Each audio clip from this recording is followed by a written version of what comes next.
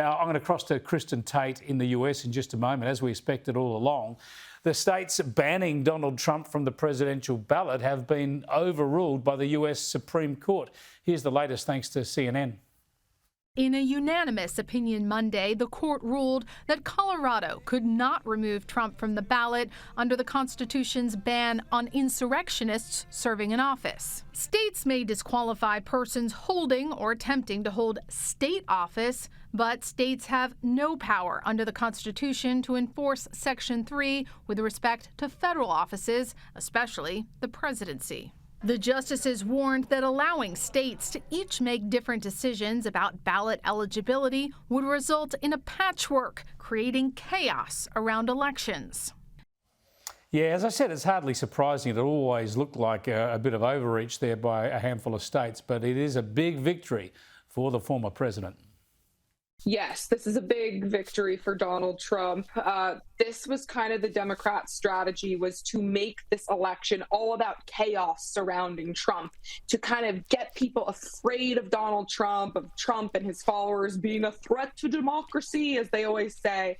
And even if these legal efforts did not achieve that, it was part of their goal to just make people worried by using the legal and justice system to do that. However, it has backfired on them, Chris, because now that this latest effort has just completely fizzled out, Americans are so bored with hearing the same things from the left about Donald Trump being such a threat, and it's just falling on deaf ears at this point. People hear about Donald Trump being a threat to democracy again and again and again, and they just roll their eyes and yawn at this point. And the left has totally overplayed their hand. And now everything they say, it's like Groundhog's Day, and people are done with it. It's over, and Joe Biden has to run on his record. They cannot bank on making this an election about Donald Trump anymore. That is clear. Yeah, exactly. Look, there's plenty of things that Donald Trump has said over the years and continues to say that I'll disagree with, but on many issues he's dead right. And have a listen to this bit of advice that he's got for Joe Biden and the Democrats, because I reckon this is absolutely spot on. President Biden, number one, stop weaponization. Fight your fight yourself. Don't use prosecutors and judges to go after your opponent, to try and damage your opponent so you can win an election. Our country is much bigger than that. Kristin, surely you'd agree. I mean, to beat the guy, if you want to beat him at the ballot box. Beat him through politics and political debate, not through courts and judicial processes. Well, Biden can't do that. His record has been a complete disaster. At this point, you have 6 in 10 Americans who doubt his mental capabilities.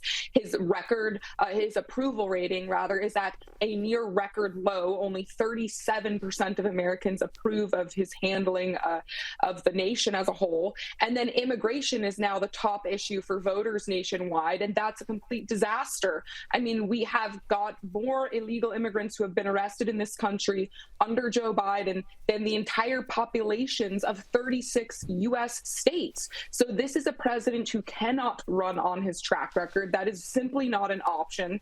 So again, they are trying to create chaos, and they are playing to their base of dedicated leftists at this point who don't even care about the track record. They just hate Donald Trump so much, and the Democrats are hoping that they can mobilize that base to the extent that they can win just by getting them to the ballot box. And that's mostly just single, white, unmarried women, basically cat ladies. They're just going to try to get all the cat ladies in the country to the ballot box because they can't win on trying to sell this administration's track record to the general population. It's been a disaster. Not that we've got anything against cat ladies. Cat ladies are entitled to vote as well. I want to stay on immigration a bit, but I'm going to get there in a roundabout way because I want to show you and our viewers what the Vice President, Kamala Harris, had to say this week on the Middle East crisis. She was in some ways showed more certitude and she was more robust and got out ahead really of the president on this issue. Have a look. Given the immense scale of suffering in Gaza, there must be an immediate ceasefire. This will get the hostages out and get a significant amount of aid in.